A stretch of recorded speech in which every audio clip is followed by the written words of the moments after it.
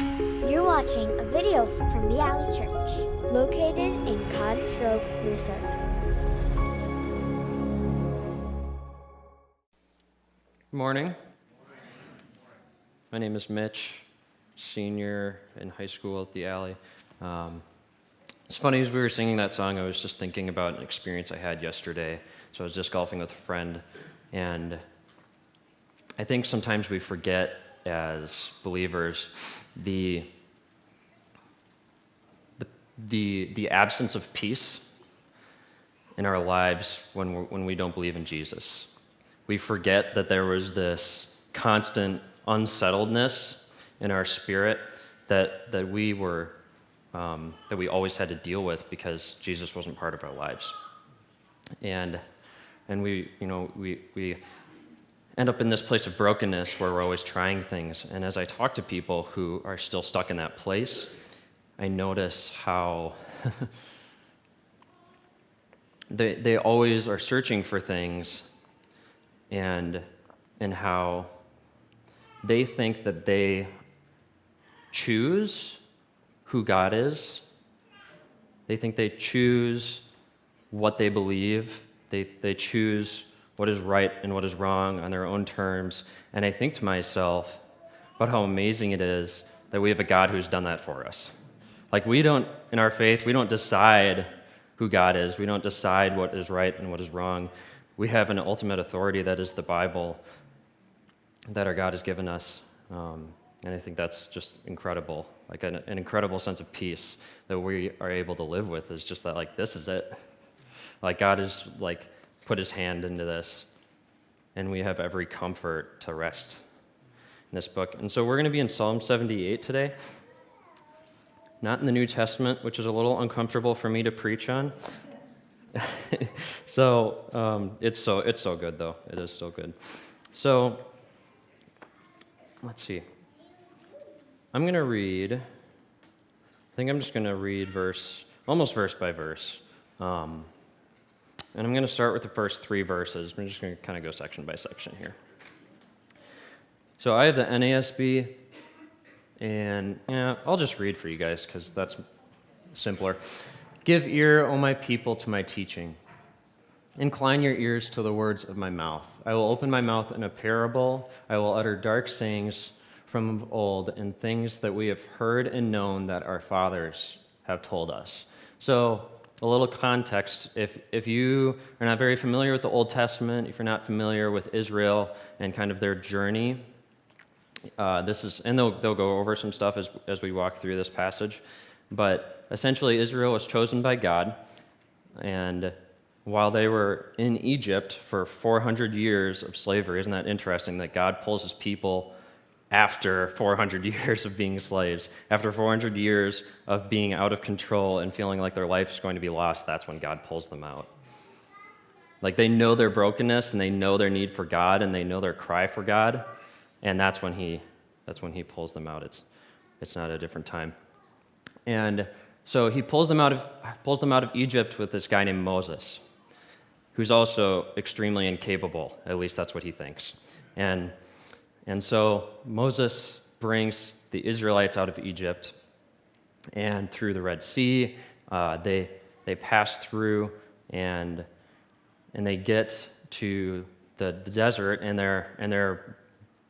God is planning for them to go to this place called the Promised Land, eventually, and God starts to give them laws and decrees, and gives Moses the 10 Commandments at Mount Sinai and all these things, and you can talk about the whole Old Testament, okay? But there's a couple main themes, okay? Israel always screws up. They always fail. They might have it for a couple minutes, but eventually it all falls apart. If you read Judges, I'm serious, guys. Like, if you haven't read Judges, you need to read Judges. It is such a difficult book to read, but always, Israel will always fall, just as we always fall short of the glory of God. And the other main theme is that God is always faithful. And you will see this in Psalm 78 as David talks about this, as the psalmist talks about this, that God always remains constant, like Ben was saying last week, that we are consistently inconsistent, and God is always consistent. And so that's the dark sayings of old that our fathers have told us. Those are those stories of Israel, the Red Sea splitting open, and God opening that for them as they walk through, and it collapses on the Egyptians. And there are a bunch of those stories that the psalmist will talk about in this chapter. You can almost picture it kind of like a dating relationship.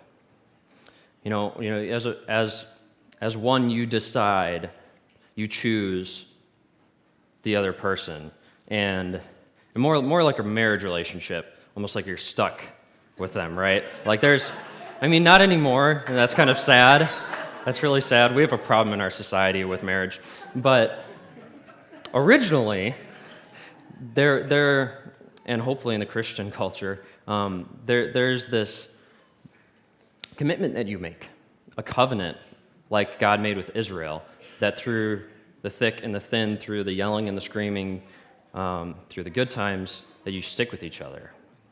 And that's the kind of relationship that God had entered with his people.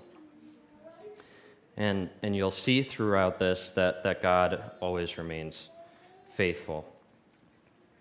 And then we reach verse 4, which is extremely foundational. We will not hide them from their children, but tell to the coming generation the glorious deeds of the Lord and his might and the wonders that he has done. Okay, so this is huge. There's a bunch of things that just happened. So we will not hide them from their children. So the psalmist makes it very clear that we have to tell the next generation of God's faithfulness.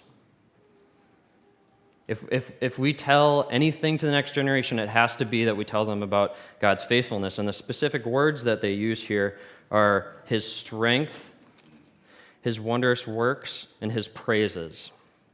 And as Ben has talked a lot about in the New Testament, that there's a person and a work and a mission of Jesus, I think that this is the mission, the work, and the person of God being talked about in the psalm.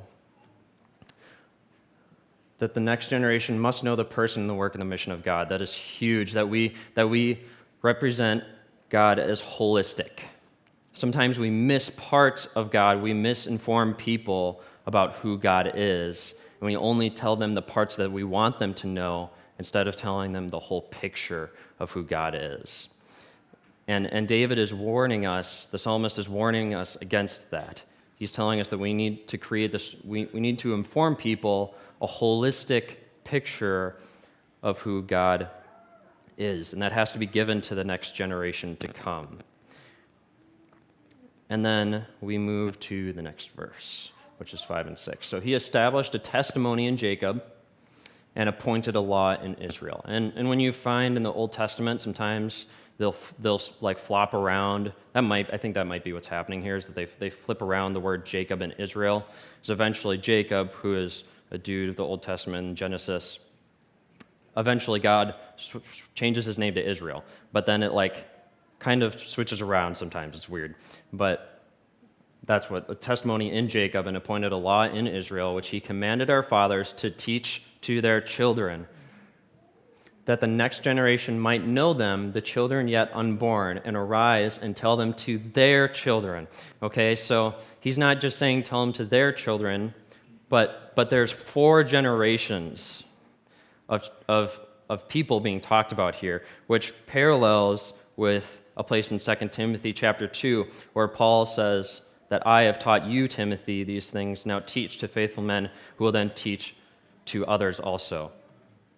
So this is an Old Testament, New Testament that we are teaching our children, and I don't think this is just isolated to your children specifically, but I think it's not just biological, but it's church family is how I would take it. It's not that you are just assigned to your kids, but that your church family are the people who you are putting forth to teach the person and the work of God. You're teaching them that God is his attributes. You teach who God is. You teach that he is strong, that he is faithful, that he is the rock of our salvation. you teach the work of God, and that's all over the place in this chapter. The things that God had done in Israel, and you teach the things that Jesus has done for us. And you teach the things that he has done in your life, right? That's something to think about. And so the person, the work, and the mission, right? And so the mission of God, which is often kind of backwards than most religions. See, God is a God who is to be praised. And so God's mission ultimately is to give glory back to himself because of who he is. And he did that through saving us by his son Jesus. And so we have to teach a holistic viewpoint of who God is.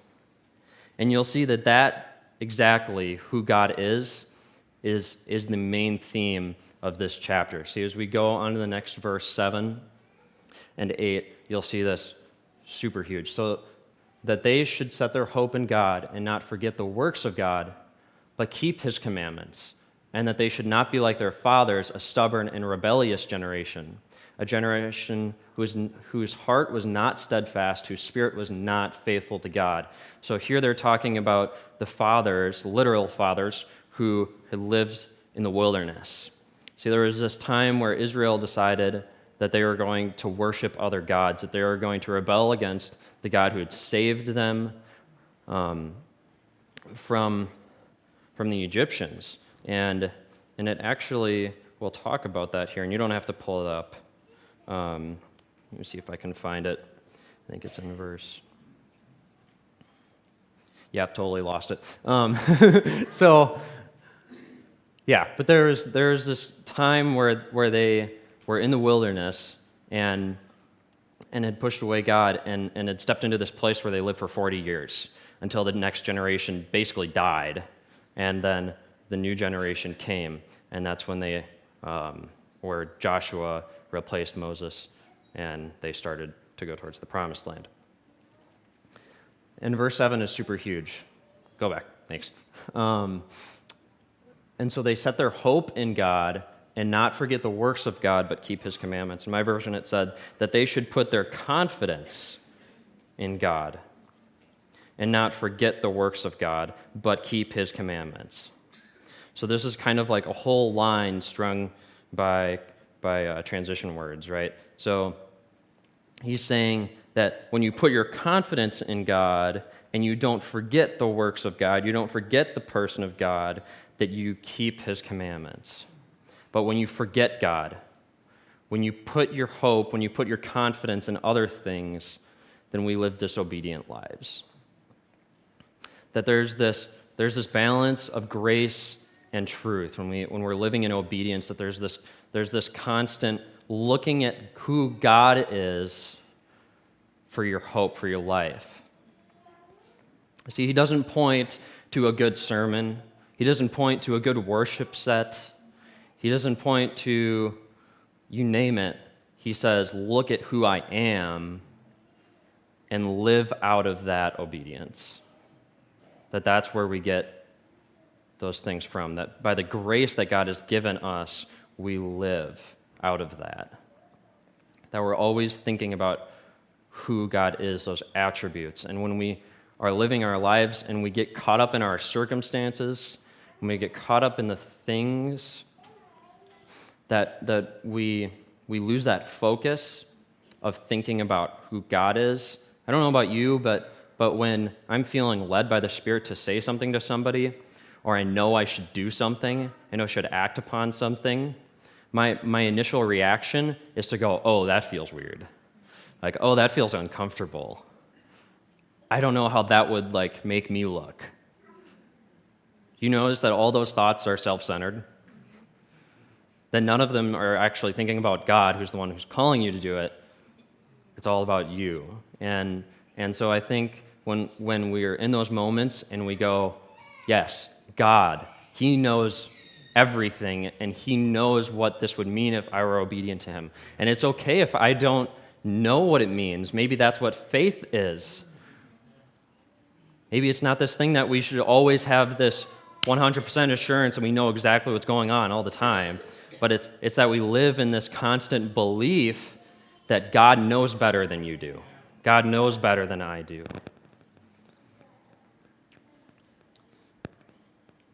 It's all about him. And so here in verse 9, the psalmist will start talking about some examples. So the Ephraimites, armed with a bow, turned back on the day of battle. Man, I'm going to keep looking back at my Bible. The son of Ephraim were archers, equipped with bows. You see, the people were equipped with the right things. We have so much technology. We have so much accessibility to like anything we need. You can Google commentaries that will help you read the Bible. You can watch YouTube videos that will help you understand this theological thing, or you can get access to things that will teach you simple ways to share the gospel. Like, all this stuff is all over the place, right? We have the resources. God has equipped us with his word, and it's there, right? But what did they do? They did not keep God's covenant, but refused to walk according to his law. They forgot his works and the wonders that he had shown them. You see, the Israelites had forgotten that God had taken them out of slavery. They had forgotten that God had fed them when they were hungry, that he had given them water when they were thirsty. They forgot his works and they disobeyed. They did not keep God's covenant. And so when you're going throughout your day and you're amongst those people you know that God is speaking into your life, you know, like you have the ability to be equipped. If you're not equipped, get equipped. Talk to people, right? Google, whatever your question is. Like, there are all sorts of, you can look up like very vaguely what Bible verse you're trying to think of, and it'll pop up magically. There are just so many ways to get information.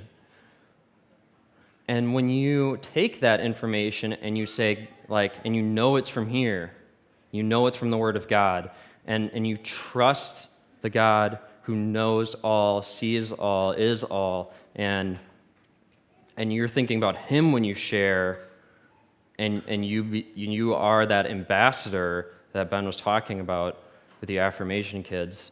That's giving glory to God. That's fulfilling the mission that God is asking you to fulfill.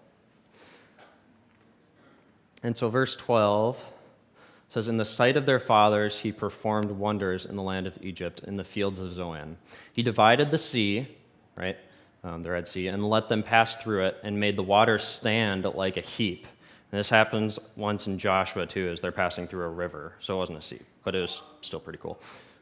"And in the daytime he led them with a cloud, and all the night with a fiery light." Could you imagine traveling through the desert? I've never been in a desert, but just picture having this, how does it describe it?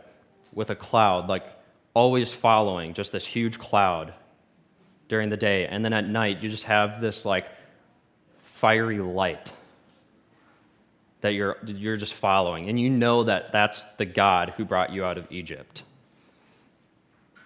And as you read the Old Testament and you read about the things like the tabernacle, the tent of meeting, like the places where God rested, and just like, so the Old Testament records the building, like the taking up and taking down of the tabernacle and the tent of meeting, just the detail that they had to put in, like, it was so important. Like, God was like, this, and God actually was present there in that place. And Moses didn't even end up getting into it. The glory of God was so overpowering that he couldn't even take it in. That was physically present in their place. It wasn't like today where we don't hear the voice of God literally most of the time. And we don't always physically see God's presence. And the same result that we have every day. They fell short, they sinned, they let go of who God is because they got caught up in all the other things that people were offering. And then in verse 15, we continue to see this. He split rocks in the wilderness and gave them drink abundantly as from the deep. He made streams come out of the rock and caused waters to flow down like rivers. And so there was this place where all the people were thirsty and were like, oh, like I wish I'd be in Egypt right now. Like I wish I could just go back into slavery. At least they fed us. At least they gave us something to drink. And so as the Israelites complained, instead of God smiting them and killing them all, he says, Abraham, take your staff, and what does he say? What does he say? Help me out here. Yeah, and Abraham disobeys, and he does something else, and I should know this. What does he do? Yeah, he struck it instead of speaking to it. Thank you.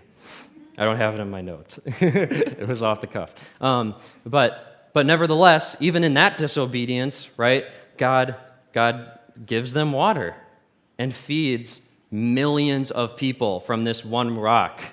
Think about that for a minute. Like Abraham struck this rock that was probably not that big. I don't know, maybe it was huge. But thousands of gallons of water for like millions of people. That's crazy. God was faithful despite the sin. And in verse 17 it says this very clearly, yet they sinned still more against him, rebelling against the Most High in the desert. The psalmist doesn't just say God, he says the Most High.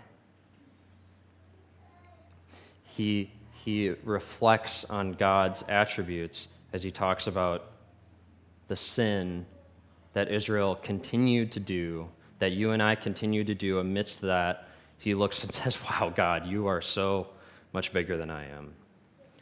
And something that I've been struggling with a lot lately has been pride.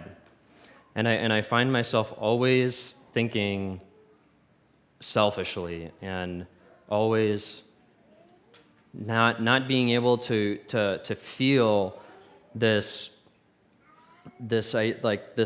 emotion that some of the writers talk about, and like David will talk about this in the Psalms, and in the New Testament you'll see this from Paul. But there's just and among our elders here, among Pastor Ben, and like a lot of you, I just am praying for this, and I've been really struggling with this lately. It's just that I don't have this reverence right now. Like when I look at the elders and I hear them speak to God, I just hear this they know their place. Like,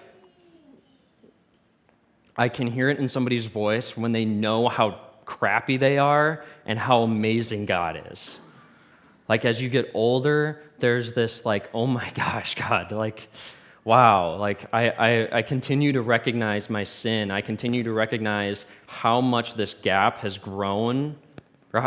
In reality, it's always been extremely huge, but as you get older, you recognize how big that gap is between you and God, and it creates this reverence in you, this I'm not worthy, and you know that, you know how unworthy as a person you are to receive God's grace, how unworthy we are to receive the grace that Jesus offered us on the cross.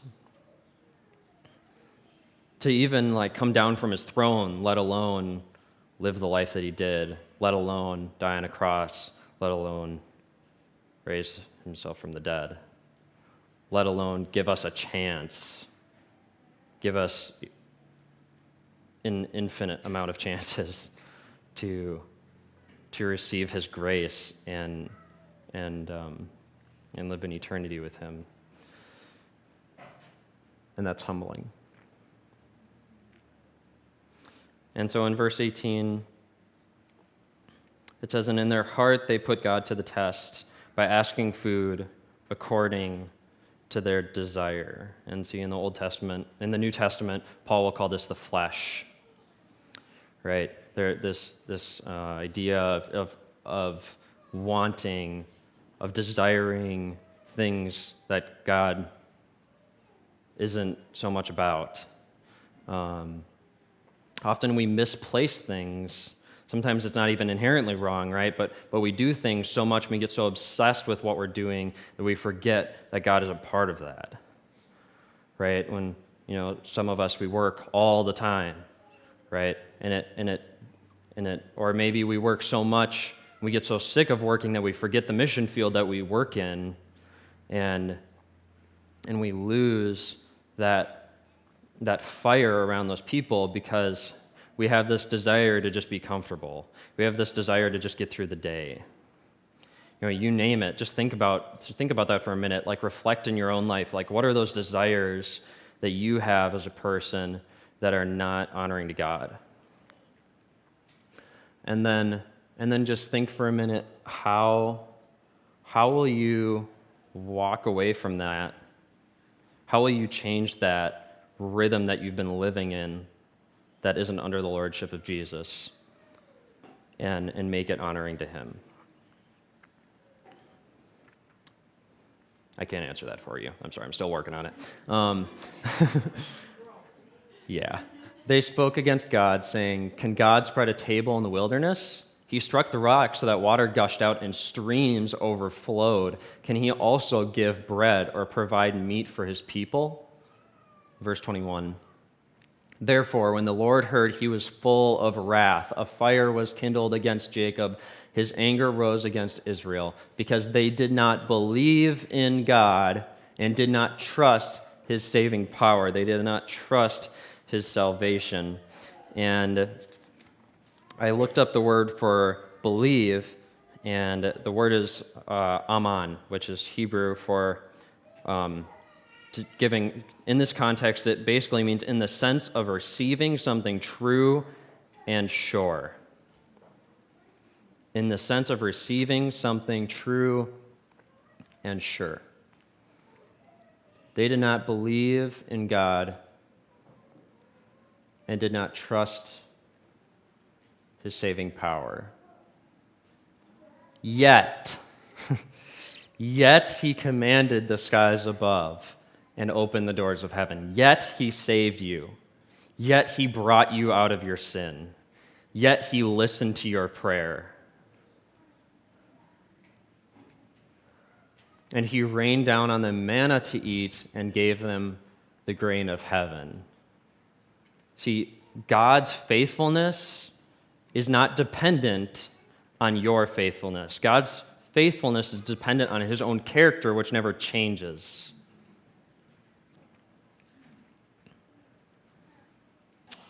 So it doesn't matter what you do. And I'm not going to say, should you sin more so that grace may abound? No, that's like Paul says that. That's not our attitude, right? But there's this humility. There's this realization of God, you're so good. It's not that there's an emotion that you'll live with now for the rest of your life that's just going to push you to do things for God. I've been really stuck in that lately, where I just think that I have to be emotional to serve God. I have to feel good to serve God. Here, let's listen to some Christian music, get me pumped up so I can go into work happy. No, that's not the way that God works. Our obedience is not based on our own work. It's not based on what we're able to do, because then Jesus would have died for nothing, right? But it's based on who God is. When we think to ourselves, wow, God, you died for me. God, you are worthy. God, you stepped into my life even though you didn't need to have any part of it. Out of that, I'm going to serve you because I owe you my life. Even if I'm not feeling it right now, even if I've been having a bad day and emotionally my mind is just boggled and I can't think straight, God, I'm going to have an attitude that is like Christ.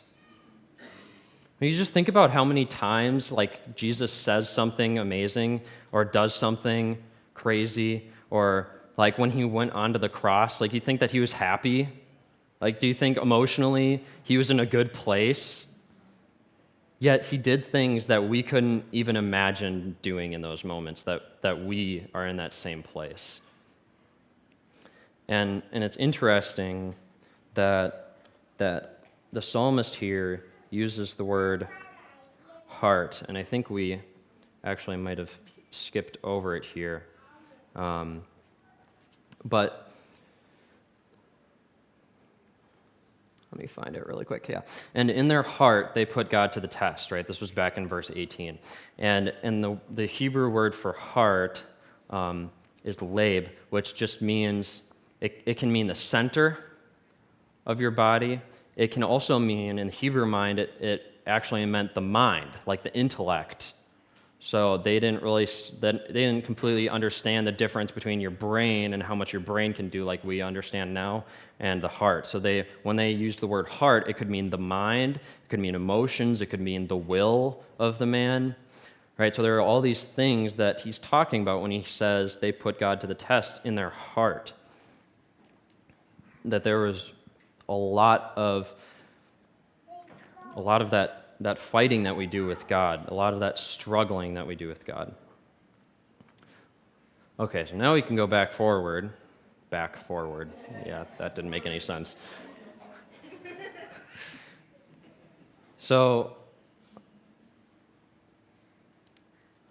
I felt like I was really repetitive today, and I think that's okay. I think that there's power in just having a simple message where we dig into a portion of the chapter. I didn't want to read this whole thing with you guys. Like, this is like 72 verses long.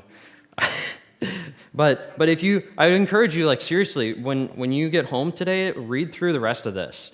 It's a ton of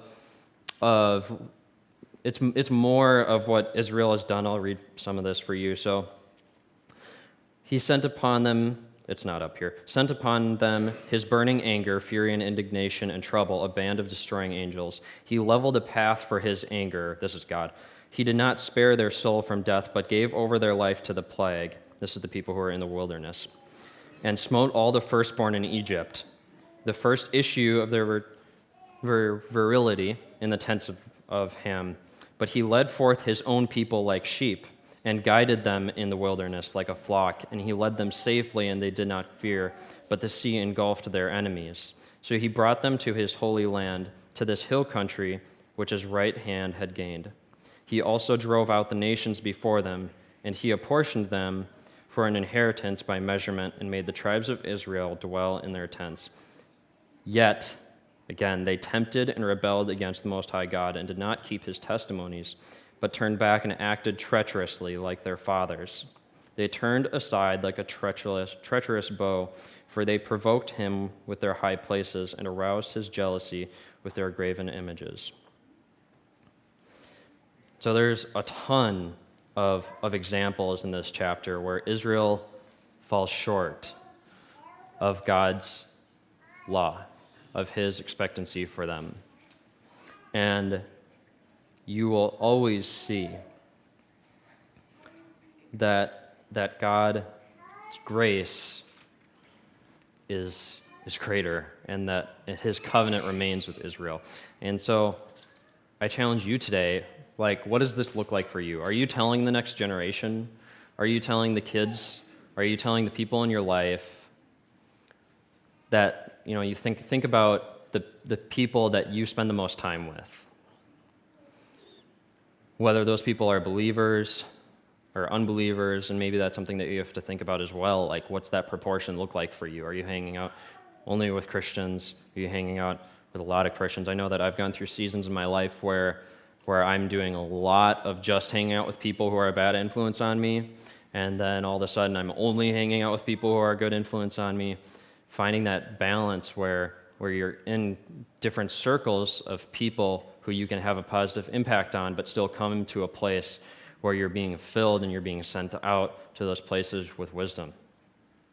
And when you go to those places, are you speaking the gospel? And I'm not just talking about like with your actions, but are you digging in with people who need to hear the gospel? And like yesterday I went disc golfing with an agnostic guy, and we just like for half the course just talked, and just asked questions to him, like, what do you believe about this, and why do you believe this the way that you do, and just being, this is a really simple way to say it. Pastor Ben Griffin told me this last week. If you live your faith and share your life, right? When you live your faith in a way that honors God, then as you go to those circles and you share your life that you've been living in honor of God, that will give you opportunity to share the gospel with people. Is that my last slide? Oh yeah, and I wanted to talk about this. So as we kind of go through this playlist series of remembering God's faithfulness at theAlley, I just wanted to share really quick, and it's Affirmation Sunday too. And Doug McCulloch, who's over here, was my affirmation teacher, and super blessed to go through affirmation. It was a really cool experience of just asking that question, why? Why do you believe what you believe? Is it just your parents' faith, right? And digging into that, and then digging into like, where does what we believe say in Scripture? Like, what does the Bible really say? And it was just an amazing time for me and the people who I did it with, just to grow in a very intentional place. And I'm so thankful that Mark is doing that this year as well. And I just encourage you guys that now you know that there's 9 people who affirm their faith today and are going to, the 4 who didn't go today, or until next service, that those are people who love Jesus and are seeking to continue to grow in that relationship. And I challenge you, like, them or people who you haven't met who are here today, like, get in conversations with people. Get in conversations with people. Talk with people who are here. And then my last thing, I just wanted to talk about Alley Teens today as well, and I think somebody else is going to come in and talk about the youth ministry as well. But I just wanted to thank the youth leaders here, the ones who aren't here, so much for letting me, just enabling me. As soon as Ben Griffin, when he was still pastoring our church, heard that I was feeling the call to be a pastor, he was like, let's throw you up there. Like, let's do it, And I'm just so thankful for you guys and your serving hearts, and just for you guys as a family. Alley Teens has been such a blessing to me, such a good place to come back and share experiences, and just what goes on in that hour is so good. Just that they're so good at asking those questions, like, why? Why do you believe that? Or they're really, really good at trying to get down to that point where, like, you have to say that you're struggling with something. Getting to a place where you're like, that's hard. Like, it's hard to do that. It's hard to do that, Mark. Like, what do you do with that? You're like, no. But yeah, it's a super good place, and I'm just really thankful for you guys as a family and just being here for me. And I hope that this relationship continues, and wherever you guys go, wherever we send you, wherever I get sent, that it is all for the glory of God. Amen? Amen. All right, let's pray. Thank you for listening to this podcast from the Alley Church. More can be found at thealley.org. Follow Jesus, live love.